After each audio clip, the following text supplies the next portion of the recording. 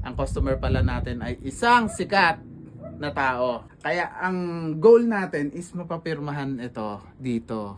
Kasama ng ating mga gitara. So hopefully kahit isang gitara lang. Kasi Hello, mag-inquire lang ng full package band instrument rentals. Location is Digitang Studio, Las Piñas.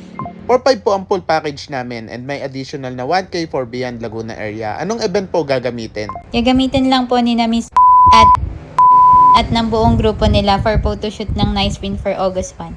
Available po kami. Okay, balikan po namin kayo pag sure na.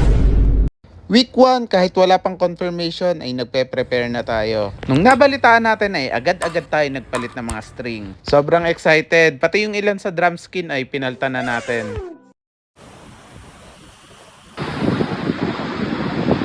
week 2 na and wala pa rin confirmation from our transactions. And wala pa rin malinaw na close deal. And also sa mga pagbibideo and pag-documents natin, may mga binigay lang din sila na certain limitations about it. And hopefully, maka-close deal na natin sila and abangan natin yung mga susunod na mangyayari. Okay? Alright. Reservation fee po. Opo. 500 po, tama po. Opo. Ano na lang Opo. po. Sige sir, tomorrow po. Kasi di ba po, ano po, inila-line up pa po namin. Sir, picture ako lang dito. 3 araw bagong event at hindi pa natin sure kung matutuloy pero areglado na ang lahat. Thank you pala sa nagpadala nito, Rimshot. July 30 na, 2 days to go before the event. Matutuloy kaya? And whoop! Eto na ang pinakahihintay natin. Tuloy na dahil may reservation fee na. Eto na, the night before the event. Todo punas, todo pakinis dahil first time nga gagamitin ang mga gamit natin sa photoshoot. At take note, isang kilalang grupo pa ang nagrenta sa atin. Ibang klase ka na, Lemon Hub Studio.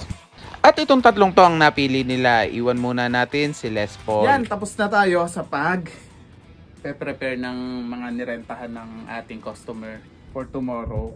And by the way, ang customer pala natin ay isang sikat na tao. Kaya hindi basta-basta to. Kaya ang goal natin is mapapirmahan ito dito. Kasama ng ating mga gitara. So hopefully kahit isang gitara lang. Ikaw ba gusto mo din malaman kung bigatin talaga itong customer natin? Tapusin mo hanggang post-credit. And full package. Ayan. Full package. Pati yung mga gitara. Ito pa isang good news. Pakita ko sa inyo. Isang generous ang nagbigay sa atin ng ano. Yan ang gagamitin natin ngayon sa mga rentals natin. So yan, tatlo yan. Merong 5A. Kung anong prepared natin, no? Yung wood niya is flexible and parang may shock resistance. Thank you, Rimshot. August 1. Finally, the event day. This is it, guys. Kahit maaga ay tinulungan tayo ni Bayaw Tupe! Andyan ang sundo at alas 5 ng umaga ang alis namin. Dahil may kalayuan ng Las Piñas ay dalangin lang namin ay sana walang maiwan na gamit. Alright, ready na ang lahat and going na tayo sa kanilang venue. 6 AM onwards ay nandito na tayo sa Digitang Studio sa Las Piñas kung saan gaganapin ang kanilang photoshoot. Buong araw nga natin makakasama ang team nila until 9 PM at syempre tayo na naman ang huling aalis. Si Kuya Joel pala yung driver natin at kahit injured yung kamay niyan tinulungan pa rin tayo magbuhat ng mga instruments natin kahit sa second floor. And whoop!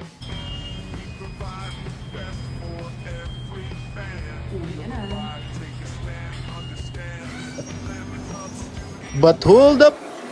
Ano nga bang nangyari sa event? At sino nga ba yung sikat na rentor natin? At makapagpapirma kaya tayo sa gitara? Abangan natin sa part 2. Ito na lang papapirmahan natin. Ito yung ginamit ni Whoop whoop!